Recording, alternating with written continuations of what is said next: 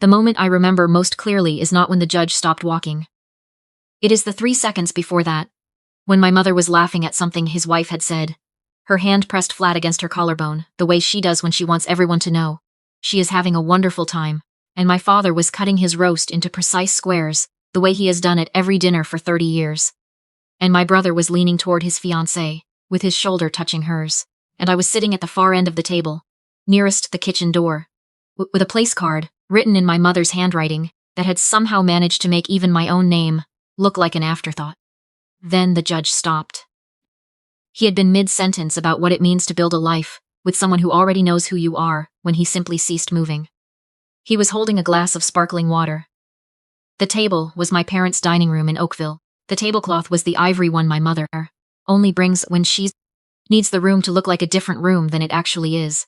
And the judge was standing at my end of the table, looking down at me with an expression I had seen once before, 8 months ago, in a corridor outside a federal courtroom in Toronto, when he had said something I had been turning over in my mind ever since. He said very quietly, so that it still carried to the kitchen, "I didn't expect to find you here." My mother filled the silence before it could hold any meaning. "Oh, Laurel is our eldest. She does some work in communications, very behind the scenes." The judge did not look at her. He was looking at me, and he asked, in the same measured voice he had used on every unprepared attorney who appeared before him, "Who are you exactly to this family?" Every fork paused. My brother looked up, his fiancée blinked. To understand how I became the daughter my own parents quietly subtracted from the equation before company arrived. You have to understand the refrigerator door test. I came up with that name when I was 9, standing in our kitchen in Oakville, staring at the door of the old Kenmore fridge that my parents kept for another 11 years because my father did not believe in replacing things that still ran. The door was covered. My brother's hockey schedule for the Oakville Blades, his report card with the B's and 1A circled in red pen, a photo of him at the Scotiabank Arena holding a foam finger, 2 team photos from different seasons, a permission slip for an Ontario Science Centre trip that had been there so long the magnet beneath it had left a small rust ring on the enamel. My provincial science fair certificate was there too.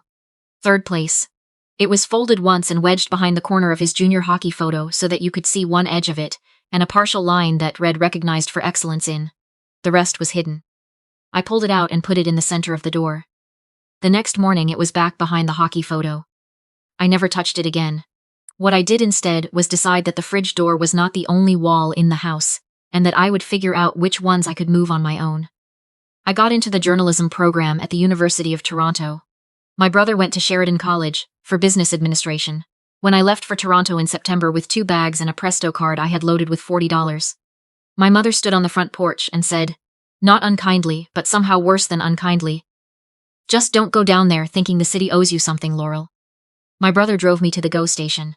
He helped with my bags and said, "You've got this," and punched my shoulder once the way he always did instead of saying anything real. I believed him completely. I still think he meant it. My mother told the neighbors I had left for Toronto because I was restless and needed a change of scenery. One of the women on our street mentioned this to me at a backyard gathering 4 years later when I was back for Thanksgiving. She said, "Your mother mentioned you're still figuring things out down there." I had just finished a 6-month investigation into a property developer in Mississauga who had collected over $4 million in federal affordable housing subsidies while leaving tenants in 3 buildings without functioning heat through a January that hit -23 in the GTA. The story had run in 3 installments. The Attorney General of Ontario had referenced it by name during question period at Queen's Park. My editor had come to my desk the following morning and said, "Good work, Sutherland." 3 words. I held on to them for weeks. I called my mother that evening and got as far as "It was cited at Queen's Park today" before she said, "Your brother got promoted to senior financial advisor this week. Did he tell you? He's managing a full book now." Nothing wrong with being a senior financial advisor. Nothing wrong with any of it. My brother worked hard and he was good with people and he genuinely cared about the clients he helped. The problem was never his work. The problem was what my mother built on top of it. To hear her describe his career to the women at her book club, he was essentially running a private wealth management operation out of the Oakville TD branch. She told people he managed significant portfolios. She said he was in high finance. His bio in our family Christmas letter one year read thriving in wealth services leadership. He approved RRSP contributions and helped retirees consolidate their TFSAs. Nothing wrong with that. The architecture built on top of it was the problem. When I pointed out the gap once, she looked at me with something close to pity and said, People need context, Laurel. Not everybody understands what you do. Which was true. But she had never tried to understand it either. She had never asked how a story works, how long it takes, why sources talk or why they don't. What it costs to publish something that makes powerful people uncomfortable. She had simply decided it was not something she could explain to anyone she knew and moved on. My name did not appear on her Facebook page once in 6 years of published work, not even incidentally.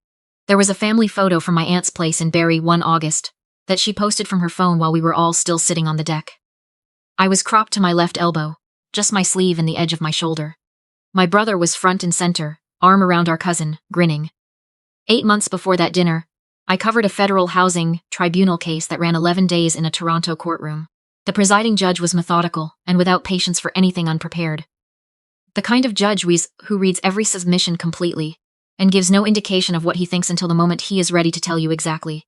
I was in the gallery every morning. After the decision came down, I ran into him in the corridor outside courtroom 6C, waiting for the elevator. He stopped. He looked at me directly. Your reporting on this proceeding has been among the most thorough I've encountered at the federal level. You understand the difference between what is on the record and what the record means. That is rarer than it should be. The elevator came. He was gone. I stood in that corridor for a long time. I thought about calling my mother. I did not call my mother. The night of the dinner, I reached for the blazer I had worn the previous spring, when I accepted the Canadian Journalism Foundation Award for that same tribunal coverage. I had not planned to wear it. My hand just found it in the closet. Pulling it on in the bathroom mirror, I understood why. It was the one piece of clothing I owned that had been present in a room when something true was said about me out loud by someone who had no reason to say it. My mother opened the door before I knocked. She looked me over the way she does, starting at the collar and working down. You're early. Let's go over a few things. She moved through the house in front of me, past the photos in the hallway. My brother in hockey gear at 17, his college graduation, his engagement photo with his fiancée by the Credit River, their faces turned toward each other in that good winter light. A family photo from a cousin's wedding 3 years ago, where I am half behind my father's shoulder, slightly out of focus. She showed me to my seat, far end, near the kitchen. Tonight is about your brother and his fiancée, and her family is important. The judge and his wife are formal people. Just be pleasant. You don't need to get into the details of work if it comes up. Keep it simple. The guests arrived. His fiancée, who I liked genuinely, and who had always been easy with me. Her mother, deliberate and warm. And the judge and his wife, who moved through the room the way people do when they are accustomed to being the most measured presence in any space they enter. My mother introduced me at the door. This is Laurel, our eldest. Communications work very much behind the scenes. She turned the conversation forward before it could settle on me. The judge shook my hand, looked at me and said my name slowly. Something shifted behind his eyes. His wife noticed and looked at me too. My mother performed the dinner the way a director runs a final dress rehearsal. She poured wine, passed the breadbasket, narrated my brother's career in a tone of easy, practiced pride. She redirected every question that drifted toward me. When his fiancée's mother asked what I covered, my mother spoke over my first sentence to offer my brother more potatoes. When the conversation circled back, she asked whether anyone needed water. The fourth time, she cut across a question directed at me. The judge set his water glass down very precisely on the tablecloth and tapped the rim once. He stood. He buttoned his jacket. He began to speak about what it means to join a family, to understand, before you sign on to something, who the people are that you are being asked to call your own. He gave my brother a kind sentence. He gave his fiancée a warm one, and then he began to walk the slow, deliberate walk around the outside of the table that I had watched him use in the courtroom when he was about to say something that would matter. He stopped at my chair. I didn't expect to find you here. My mother's laugh came bright and immediate. Well, we like to get everyone together when we... He did not look at her. Who are you, exactly, to this family? I thought about doing what I had always done. The soft answer, the graceful deflection, making myself the size my mother needed so there was room for everything else she had arranged. I had been practicing that particular skill since I was 9 years old, and a magnet on a fridge door told me where things stood. And then I thought about the empty corridor outside courtroom 6C. The blazer on the back of my chair. The science fair certificate folded behind a hockey photo for 16 years. I'm their daughter, I said, and his older sister. I looked at my brother when I said it. He was watching me steadily. I'm an investigative journalist. I've been covering federal housing policy for 6 years. My series on the Brampton Housing Tribunal ran 3 installments last year, and was cited during Ontario question period. My mother's voice came quickly.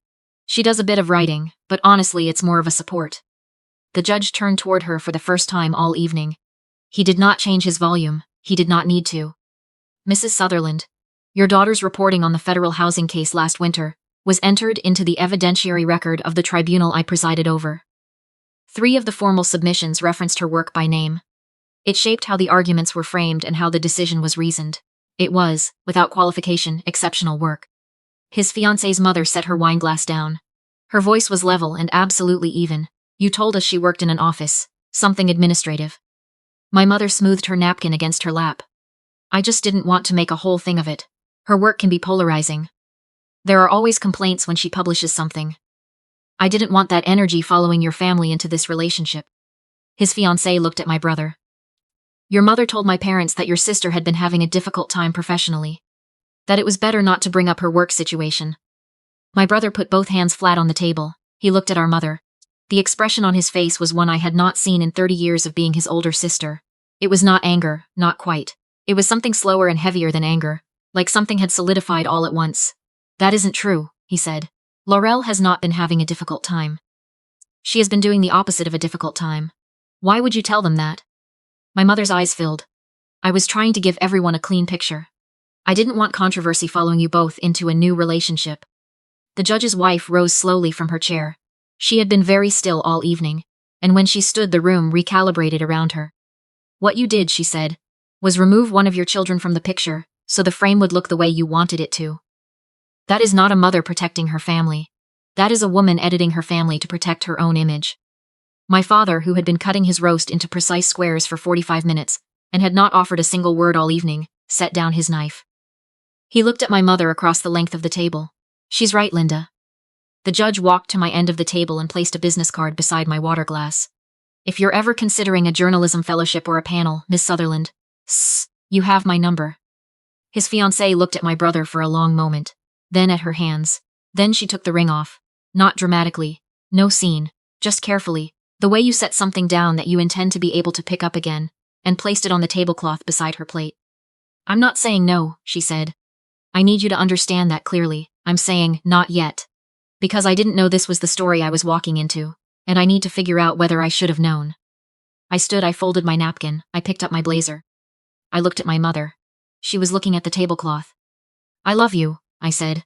I will always love you, but tonight is the last night I sit at the end of your table, because you decided there wasn't room for me anywhere else. If you want me here, really here, it has to be as I actually am. Not the version you invented so the room would feel more comfortable. She did not answer. My father bowed his head. My brother watched me walk out. I drove back to Toronto at 11:30. The 401 was dark and cold, and I put the heat on high, because I needed the sound of something working. I did not cry until I was in the parking garage under my building.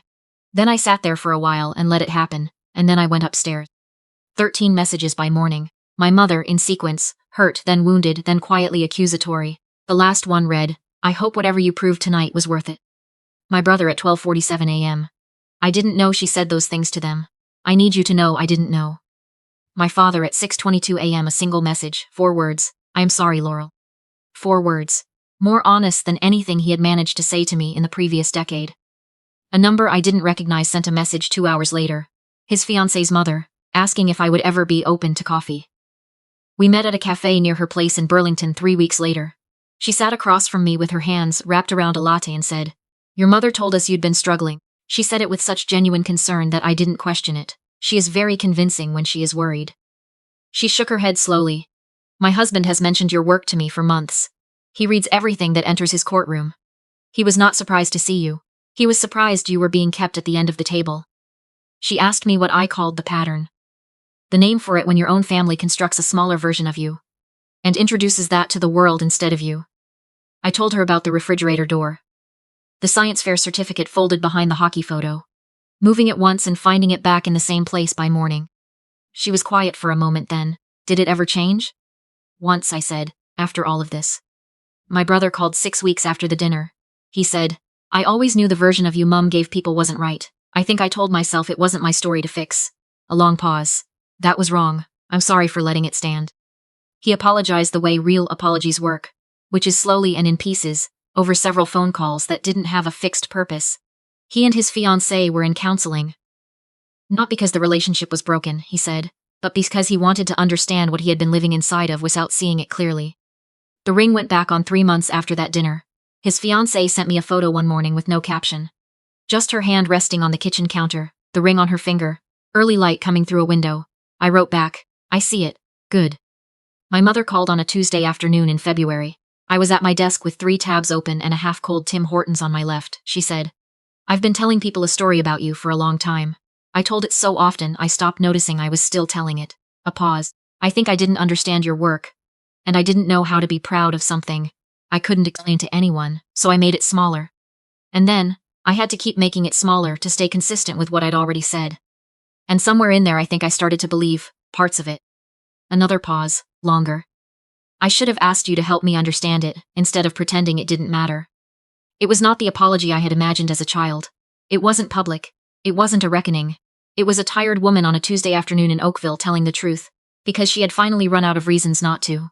That was enough. Not everything, but enough to work with. If you want to try again, I said, it has to be with who I actually am, not a version. She said, I know. I drove back to Oakville on a Saturday in March, no occasion. Just a Saturday, because she had asked and I had said yes, and I wanted to see what yes felt like between us now. I walked through the front door and into the kitchen. The leaf schedule was gone.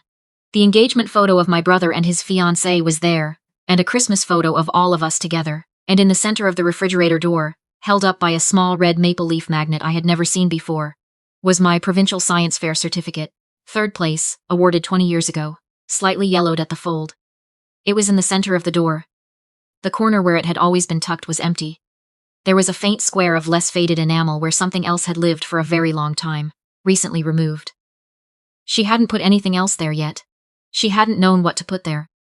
At dinner, rotisserie chicken from the Fortinos near their house, the good kind with the paprika.